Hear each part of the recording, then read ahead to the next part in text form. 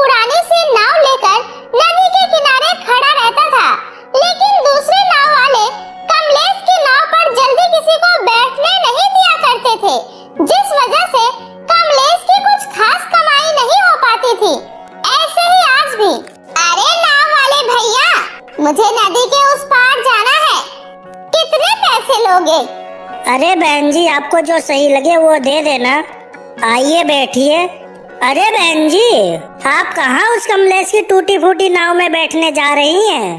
कहीं पता चला रास्ते में ही नाव नदी में पलट जाए और आपकी जान भी चली जाए। इससे अच्छा होगा कि आप मेरी नाव में आकर बैठिए। मेरी नाव बिल्कुल नई और मजबूत है, पर हाँ थोड़े पैसे ज्यादा लगेंगे, लेकिन आपकी जान को कोई खतरा नहीं होगा। अरे भैया, पैसों का क्या है, जान बचेगी तो पैसे तो हम दोबारा कमा लेंगे। इसलिए भैया मुझे माफ करना, मैं तुम्हारी नाव में नहीं बैठ सकती हूँ, मैं तो उस नए वाले नाव में बैठूंगी। इतना कहकर वो महिला दूसरे की नाव में जाकर बैठ जाती है। ये देखकर कमलेश को बहुत ही ज्यादा बुरा लगता है, क्योंकि वो सभी नाव वाले कमलेश के साथ हमेशा ही ऐसा ही किया करते थे, जिसकी वजह से कमलेश के घर की हालत दिन पर दिन बिगड़ती जा रही थी। इसलिए जब कमलेश अपने घर वापस आता है तो उसकी पत्नी वैशाली उससे कहती है, क्या हुआ जी, आज आप इतना परेशान क्यों लग रहे हैं?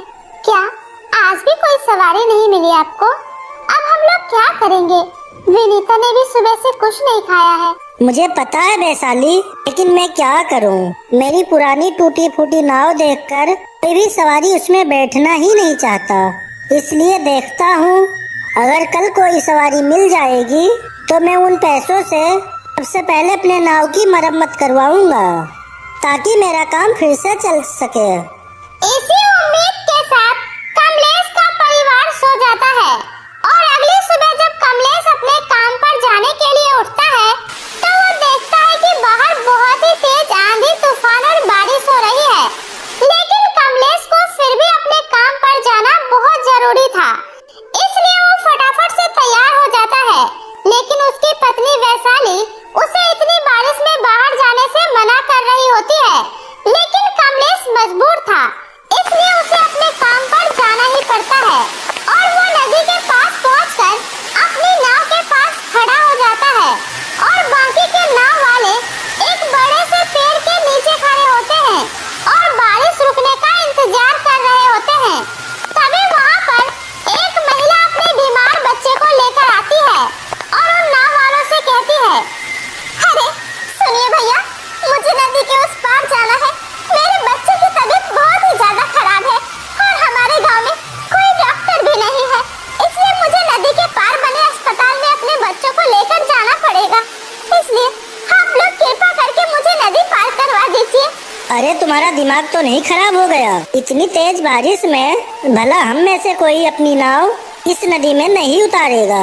इस तूफान के चक्कर में हमारी नाव पलट गई तो आपके चक्कर में हमें भी अपनी जान से हाथ धोना पड़ेगा, इसलिए जाओ यहाँ से। और इस तरह सभी नाव वालों ने उस बेचारी महिला को नदी पार करवाने से इनकार कर दिया।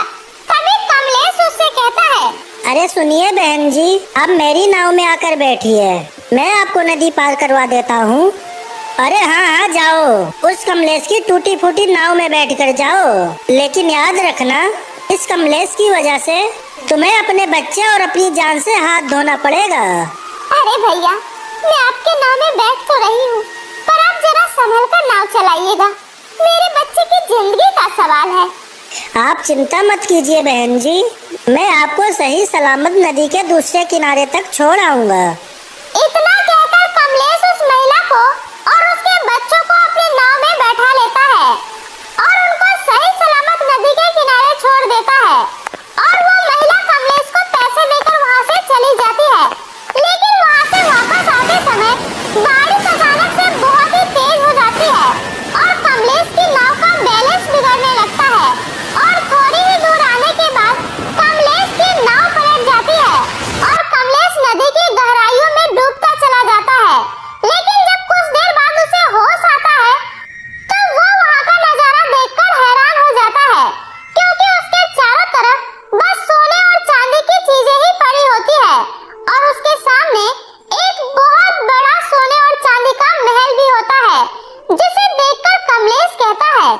हे भगवान, ये मैं कहाँ आ गया?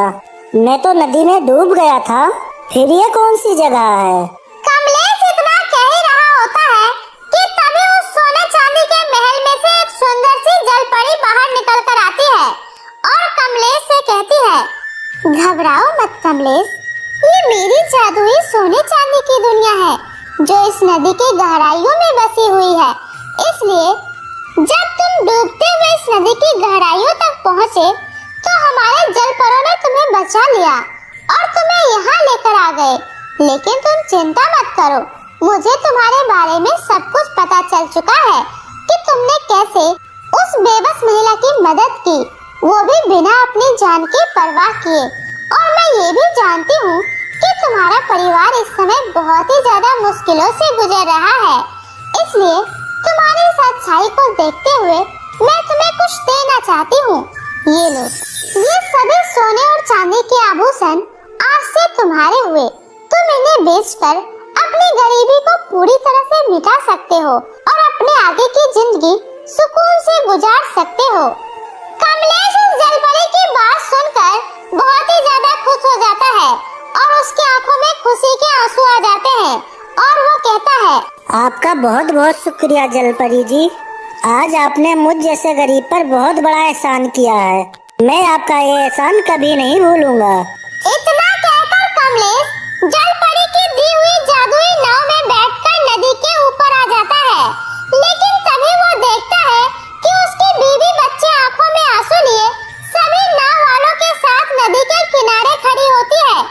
अरे ठीक तो है ना, मुझे तो सभी गांव वाले कह रहे थे कि आपकी नाव नदी में पलट गई थी, लेकिन भगवान का लाख लाख शुक्र है कि आप सही सलामत वापस आ गए। बस इसे भगवान का चमत्कार ही समझो वैशाली, जो आज मैं तुम्हारे सामने सही सलामत खड़ा हूँ। इसलिए अब तुम घर चलो, मैं तुम्हें घर पर ही सब कुछ बताता हूँ। इतना कहकर कमलेश अपने परिवार को लेकर घर चला जाता है और घर पर वैशाली को सारी बातें बता देता है, जिसे सुनकर वैशाली भी बहुत ही ज्यादा खुश हो जाती है।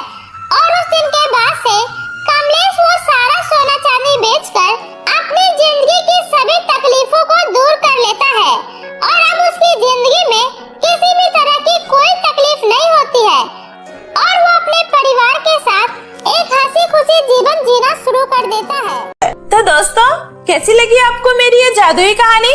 मुझे कमेंट करके जरूर बताएं। कहानी अच्छी लगी हो तो वीडियो को लाइक करके चैनल को सब्सक्राइब करना ना भूलें दोस्तों। तो मिलती हूँ ऐसे ही फिर किसी नई मजेदार कहानियों के साथ। तब तक के लिए बाय बाय दोस्तों।